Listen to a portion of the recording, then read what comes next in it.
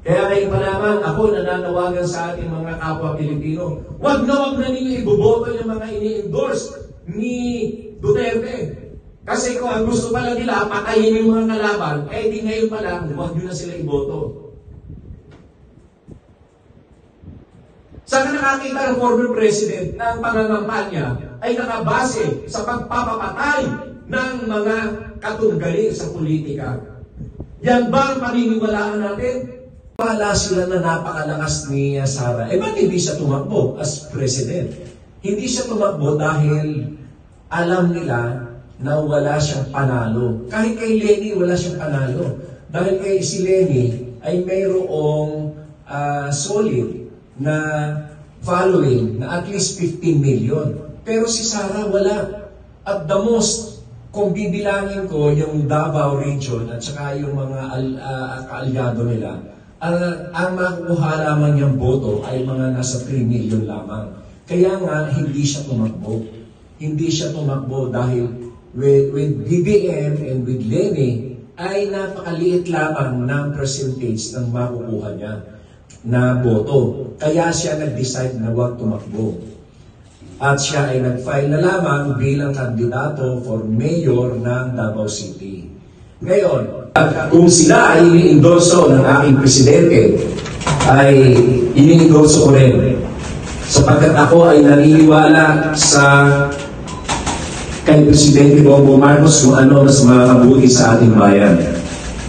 Ngayon, sinasabi ng mga ibang mga nanunuligsa na ito raw mga kandidato, meron daw mga iba rito na hindi daw marunong makipagdiskurso o hindi marunong makipagdebate. Alam niyo, sa panahon na yun, ang importante ngayon sa Senado ay yung sumuporta sa pagbabago. Hindi ito pagalingan ng pagdiskurso o ng pagdebate. Eh, magaling ka na magdebate, magaling ka magdiskurso, pero taliwas ka naman sa programa ng gobyerno. Oh, lahat na ng gobyerno gusto mong harangin dahil kasi oposisyon ka. Hindi na dadaan sa galing sa debatehan, kundi yung konsensya. What we need now is a conscience vote for changes, for reforms, for support to the advocacies of the government, of the administration. Eh, magaling ka magdebate, puro ka naman panghaharang, puro ka naman obstruction. Nasa ng saysay mo nun bilang senador. Hindi naman dapat yan dinadaan sa pagiging galing sa debate, kundi yung nasaan ang iyong konsensya para sa pagbabago tungo sa pagunlad ng bayan. Yun ang pinaka-importante. Kaya ako, kung sino ang inindorso ni Presidente Bongbong Marcos, ako ay naniniwala na sila ang mga karapat-dapat na maihalal na senador. Sapagkat sa ngayon ay kinakailangan talaga ng administrasyon, ng ehekutibo, na kakampi sa Senado upang ang mga pagbabago na nais gawin ng ating Pangulo ay maisakatuparan. Unang-una na lamang dyan ay yung constitutional reforms. Bakit hindi maisulong ang constitutional reforms? Kasi hinaharang ng Senado. Pero kung ang mga senador ay majority ay nasa kakampi ng presidente tungkol sa bagay na yan, eh di mas madali natin makakamtan ang pagbabago, ang tunay na pagbabago. Hindi niya dinadaan sa galing sa debate, kundi sa konsensya. Siguro noong mga panahon na, noong unang panahon na ang ating politik ay hindi pag-aanong masyadong adversarial, noong panahon na ang mga senador ay kagaya nila Jubito Salonga, nila Neta Gonzales, yung talagang mga powerhouse, yung talagang matatalino, nangangailangan talaga noong panahon na yon na nila Eva Calaw, nila Ambrosio Padilla. Noong panahon na kasi, bago pa lamang ang ating republika. Kaya kinakailangan talaga ng masusing pag-aaral sa bawat batas na ginagawa. Pero ngayon, ang kinakailangan natin ngayon ay pagbabago. Kailangan ngayon natin ng reforma ng batas. Kailangan natin na sabayan ang anumang advokasya ng presidente sapagkat siya ang ating chief executive, siya ang ating chief architect sa pagbabago, sa pagtungo sa pagunlad ng bansa. Pero kung ating Senado ay panghaharang ang gagawin, at ang kanilang gagawin ay iba-blackmail nila palagi ang presidente, walang mangyayari. Kaya ako, sinusuportahan ko ang alyansa para sa Bagong Pilipinas 2025 senatorial slate. At ito ay mga kaibigan ko, lalo-lalo pa si Benhur Abalos. Yan ay talagang tunay kong kaibigan yan. At siyempre, si Madam Amy Marcos, yan ay ating mga sinusuportahan, mga personal kong kaibigan yan. Ganon din si Erwin Tulfo, personal kong kaibigan yan. Ayokong banggitin, bahala na ang PIDEA dyan. Nasa kanilang pagsusuri na yan dahil matatalino naman yung mga PIDEA na yan eh. In fact, they are so trained, well-trained in intelligence work. Kaya nga sila PIDEA eh. Sir, will you submit a suggestion po sa PIDEA? Like, magsasubmit po ba kayo ng names ng mga vloggers na yun na na-collect ninyo? Oo, kasi... hindi na kailangan. That is up to them. I tell you, they have a very good and... but it will make a big help po sa kanila para mapadali ho yung pagsasampa ng kaso. alam na nila yan. Alam na nila yan. Oo, yun lang kasi sir, dinedeny lang naman nila. Yun na nga sinasabi ko. It is not enough that they deny the legitimacy and authenticity of that document. What they should do, as I suggest, is to act on it and immediately file a case against those people who are peddling these fake documents. Because we have a principle in law that whoever is the holder of a false document is presumed to be the one who made it. Sir, may plan pa kayo na makapag-usap kay Secretary Lazo? Yung face-to-face. Palagay ko naman ay kung kailangan mag-usap, pwede rin. Pero the letter is very clear. Yet you will not drop names. Ang letter kasi nito ay avoid kasi yung mga wordy letter na ano. Ako straight to the point. Kung kailangan, pwede. Pero ang sinasabi ko lamang, kung halimbawa na wala silang pasilidad o department na pwedeng gumawa ng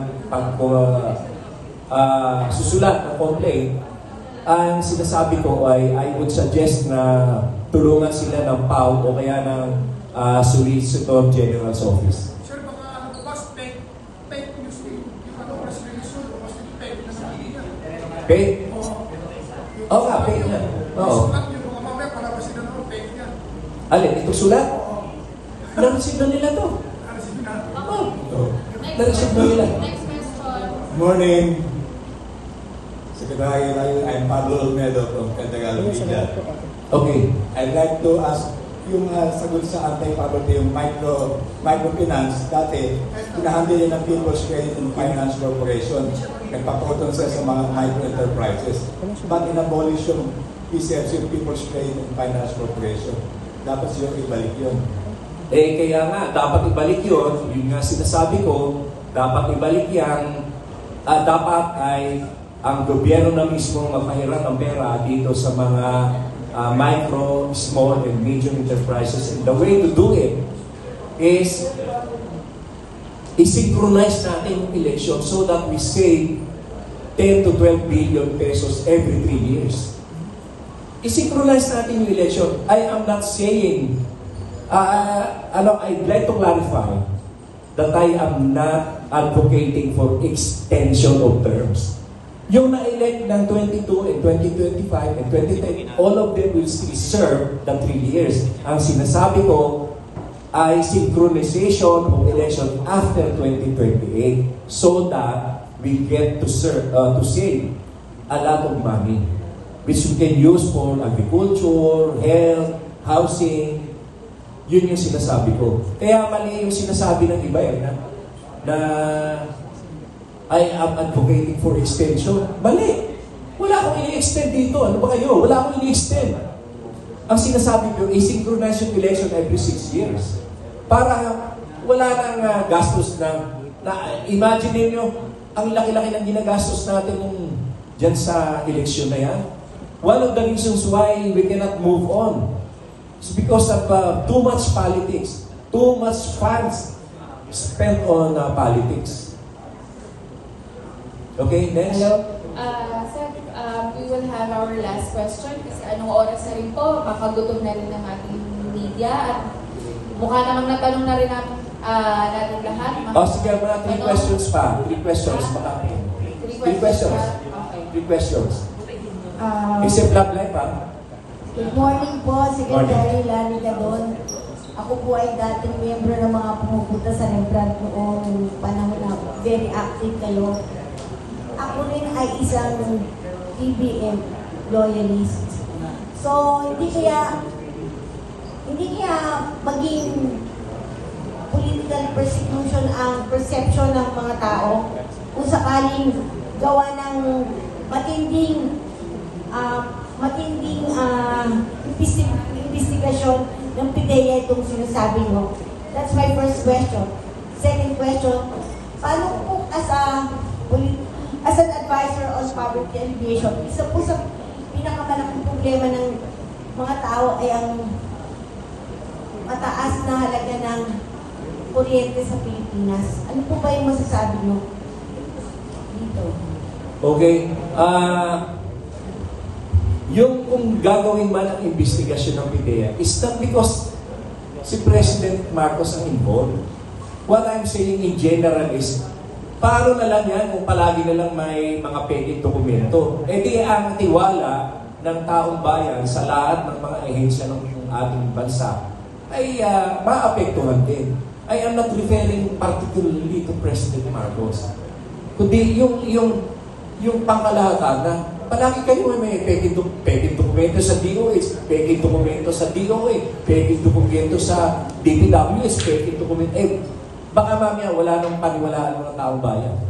Ang mangyayari, sa mga peking na sila maniniwala.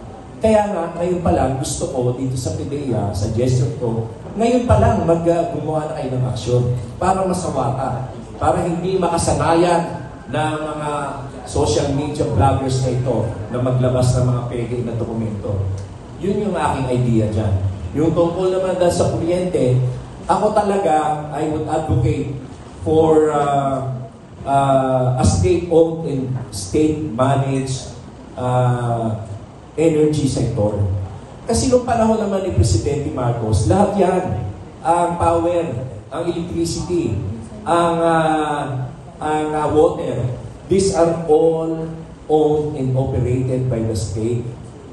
Dahil dyan sa 1987 Constitution na yan, dahil dyan sa mga people power na yan, ang ating energy ay napunta sa private sector.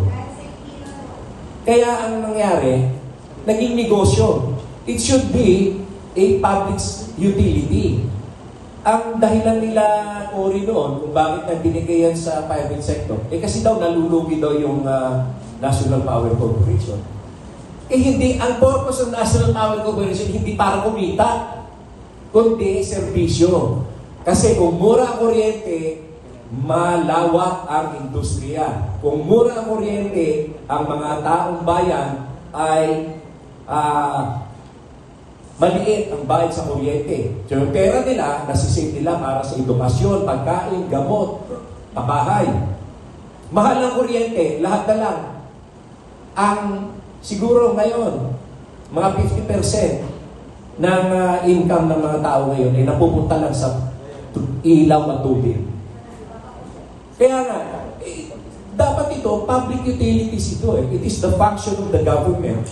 You go anywhere in the world, ang kuryente ay owned and managed, operated by the state. Ang China, bakit napakaganda ng kanilang ekonomiya? Lahat ng power doon, in energy sectors doon, pag-aari ng gobyerno. Walang private sector doon. Huling tanong na lang po, sir. Yes. Last question? Good morning po. Morning. Sir.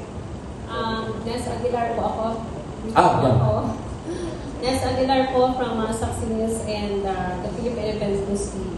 Although lahat po naman na itanong na regarding po dun sa mga topic po ninyo kanina, ang gusto ko lang po katanungan ito ay actually tinanong ko na po ito sa NHA during the press con and sa Bishop. Yes. Gusto ko po malaman, since kami po sa media ay iba-iba po ang sitwasyon sa buhay. Ang gobyerno po ba o si Presidente po ay meron po bang proyekto with regards to the pabahay. Kasi marami po siyang ina-award ng mga pabahay eh. Pero sa media po, wala. Meron po bang ganung proyekto? Ano yan? Magandang katanungan yan. Pero tayo naman ay merong programa sa gobyerno. Kagaya ng NHA, hindi naman dyan pinipili na bigyan natin tong trabahador ng Santigel Corporation. Ito, trabahador ng Pure Foods. Ito, trabahador ng Smart. Hindi naman ganun eh. Yan is open to everybody. If you will qualify to the housing, government housing program, if you will qualify, mabibigyan ka. It doesn't matter kung taga-media ka. Kung qualified ka, bibigyan ka. Hindi ganun. Oo.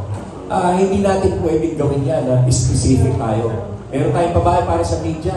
Magre-reklamo mga pulis ka. Paano kami, mga pulis, mga blogger, babae na yun.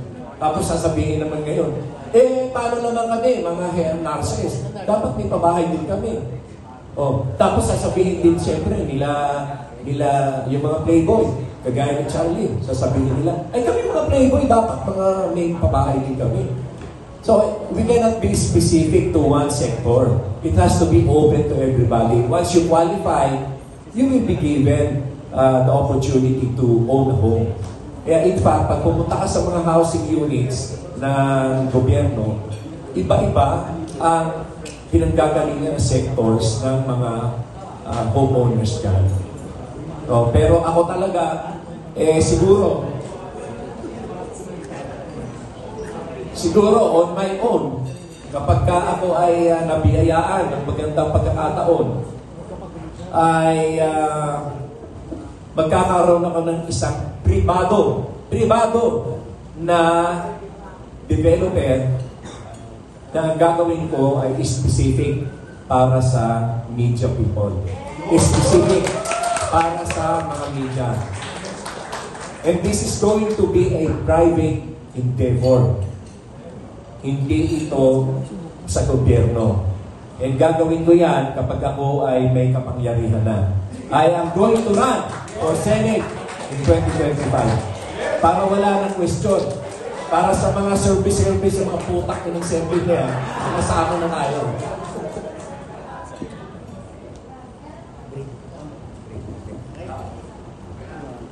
So, confirm yun? We have to end the question and answer portion because we have to consume our food because our reservation